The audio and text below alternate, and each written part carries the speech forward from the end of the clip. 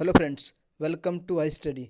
FCI food corporation of India की ओर से एक एग्जाम कंडक्ट करवाया जा रहा है AG3 के लिए। इसमें बहुत सारी पोस्टें थी। सारी पोस्टों के लिए जो फेज 1 है वो कॉमन है और आज कंप्लीटली सक्सेसफुल करवा लिया गया है। इसकी चारों शिफ्ट कंप्लीट हो चुकी हैं। ऑलरेडी 3 शिफ्टों में की जो कंप्लीट एनालिसिस मेरे द्वारा कर दी गई है, सेपरेट एनालिसिस भी की गई है 25 जीके के क्वेश्चन की।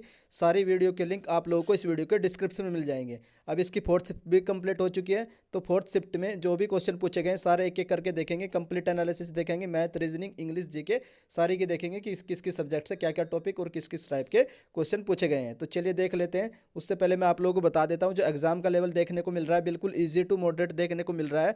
सारा जो जितनी भी शिफ्ट हुई है, टोटल 4 शिफ्ट हुई हैं, तो चारों शिफ्टों का लेवल लगभग लगभग एक जैसा ही था, ईजी टू मॉडरेट देखने को मिला है। तो चलिए देख लेते हैं। जो सबसे पहला सब्जेक्ट आता है आप लोगों का जीके का, तो जीके का लेवल एकदम ईजी देखने को मिल रहा है। आउट ऑफ 25 मैक्सिमम कैंडिडेट 20, 22, 23, 24 तक करके आ रहे हैं। एकदम एसएससी लेवल की जीके देखने को मिल रही है। तो देख लेते हैं जीके में क्या क्या क्वेश्चन पूछे गए हैं। एक क्वेश्चन पूछा गया था फादर ऑफ इकोनॉमिक्स पूछा गया था। उसके बाद वर्ल्ड इन्वायरमेंट डे से रिलेटेड क्वेश्चन पूछा गया। करंट अफेयर से 7 से 8 क्वेश्चन देखने को मिल रहे हैं। एक क्वेश्चन पूछा गया था दोनियो पोलो एयरपोर्ट है ये किस स्टेट में है। उसके बाद आप लोगों की एक क्वेश्चन साइंस से भी क्वेश्चन देखने को मिले। देन आप लोगों का एक क्वेश्चन पूछा गया था हाई एल्टीट्यूड रोड जो है ना वो किस स्टेट में और किसने बनाई है। उसके बाद एक बांदीपुर नेशनल पार्क से संबंधित क्वेश्चन पूछा गया था। उसके बाद ये तो क्वेश्चन नहीं है। उसके बाद पूछा गया था जो स्टार्टअप इंडिया स्कीम है वो किस ईयर में लॉन्च की गई थी। देन आप लोगों का G20 की समिट के बारे में क्वेश्चन पूछा गया था। इंदिरा सागर डैम ये किस रिवर पर है ये भी पूछा गया था। उसके बाद list literacy in which state है। उसके बाद नेक्स्ट क्वेश्चन था पैन कार्ड में जो पे की फुल फॉर्म पूछी थी, पी क्या होता है और जो चीटी के काटने से कौन सा एसिड जो है बॉडी में इंजेक्ट होता है, ये क्वेश्चन था।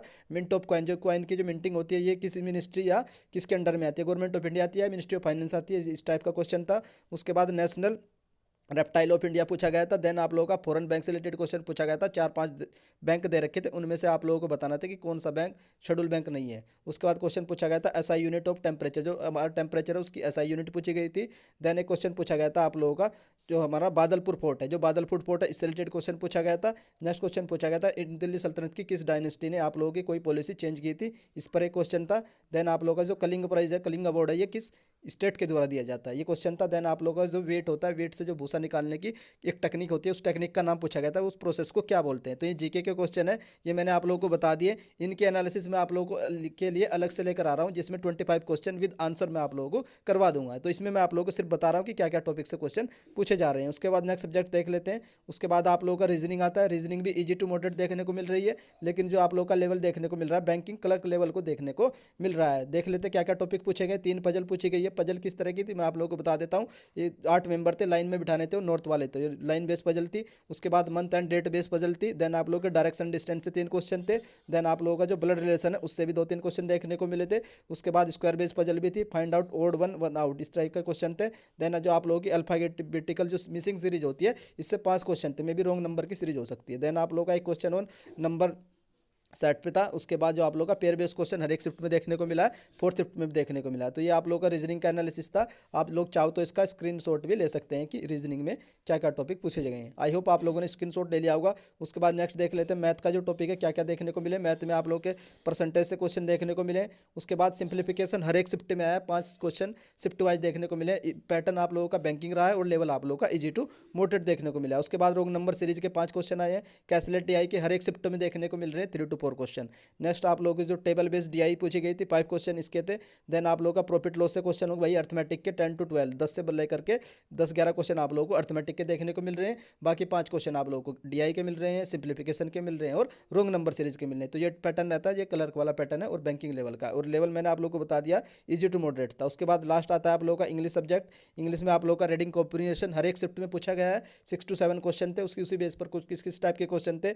उसमें एक दे रखा था आपको डैश का सिनोनियम बताना था। उसके बाद फिलर बेस थे उन रिकमेंडर्स, वो भी रीडिंग कंप्रेशन पे ही दे रखा था कि आप लोगों को फिलर करने थे।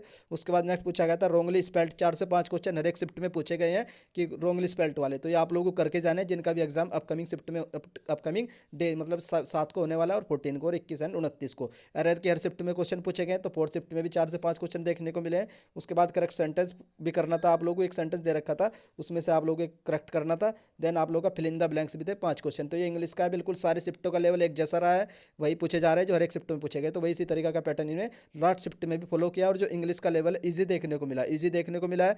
मैक्सिमम कैंडिडेट आउट ऑफ 25, 24, 23 या 25 कर आए हैं। तो ये इंग्लिश का एनालिसिस था, तो आप लोग चाहो तो इसकी भी स्क्रीनशॉट ले सकते हैं इंग्लिश के एनालिसिस की।